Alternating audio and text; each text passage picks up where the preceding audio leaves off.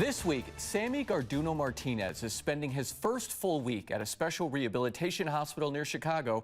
Sammy was one of the students critically injured in the ALCS shooting. Thanks for joining us at 10. I'm Mark McPherson. And I'm Mackenzie Davis. Tonight and only on 15 News, Saving Sammy. Lee Mills sits down with his care team at American Family Children's Hospital and his family to learn about their journey over these 10 months.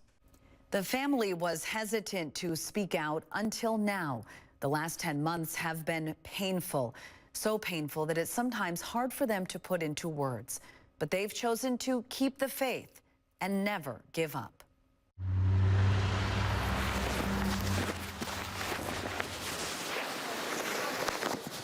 It's a parent's unending love. Hola, Sammy. And faith. I love you.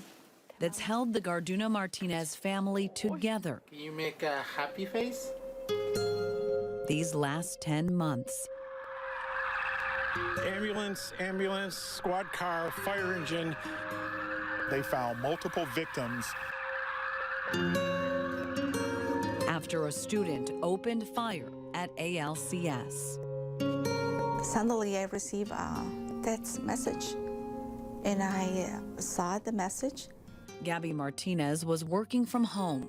And it was my other son saying that, Mom, Sammy got shot. Sammy had been shot 4 times, twice in the head. He was unconscious as a result of the gunshots to his head. Trauma doctors at American Family Children's Hospital rushed him into surgery. I don't know if he was minutes or hours from losing his life, but that was certainly life-saving surgery. The doctors came out and said, we've done everything we could, so now it's just wait. They had to remove half of the bone in his head. And he said that 45% of his brain was damaged. Doctors gave Sammy at most a 3% chance of surviving. That day was, I never been live a day like that day. So painful. But God has been give us the strength to keep it moving forward, to see multiple miracles and wonders. And 9 days later, one of those miracles. Sammy was off the breathing tube, and more would follow. Sammy started eating, talking, and walking.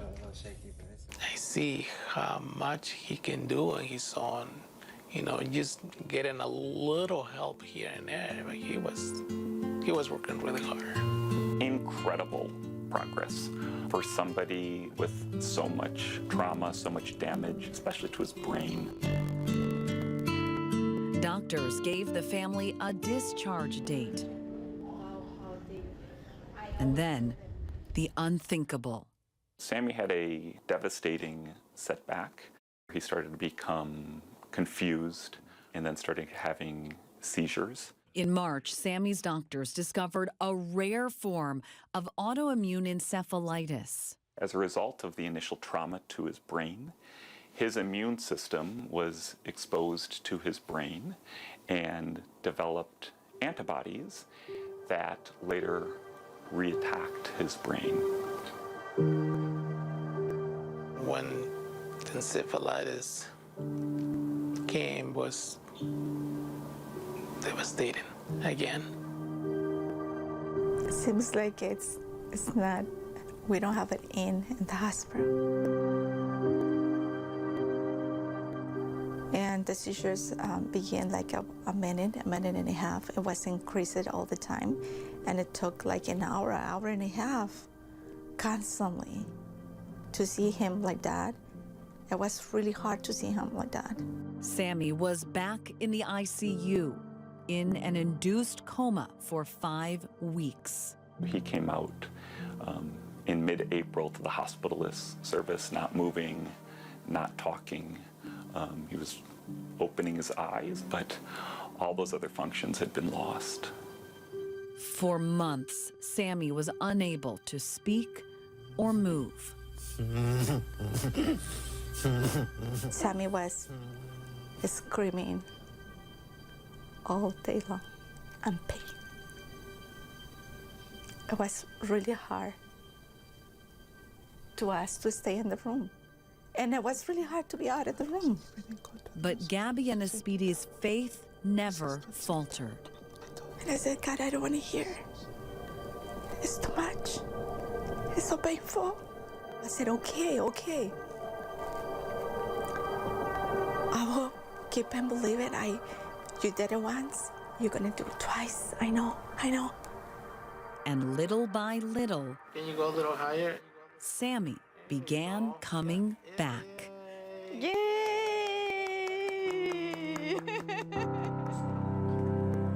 Incredible progress that even 2-3 months ago, I'm not sure we were expecting that. Es lo más bello, lo más lindo. Sammy's seizures have stopped. He can breathe on his own again. And his signature smile has returned too. Sammy has been the miracle of the decade. I do believe in miracles. We live in a very complicated and complex world, and I'm hopefully optimistic that this miracle can continue forward. I love you guys. And just a few days ago, lining the hospital hallway, many of Sammy's 350 care team members cheered him on. Bye, Sammy, we love you.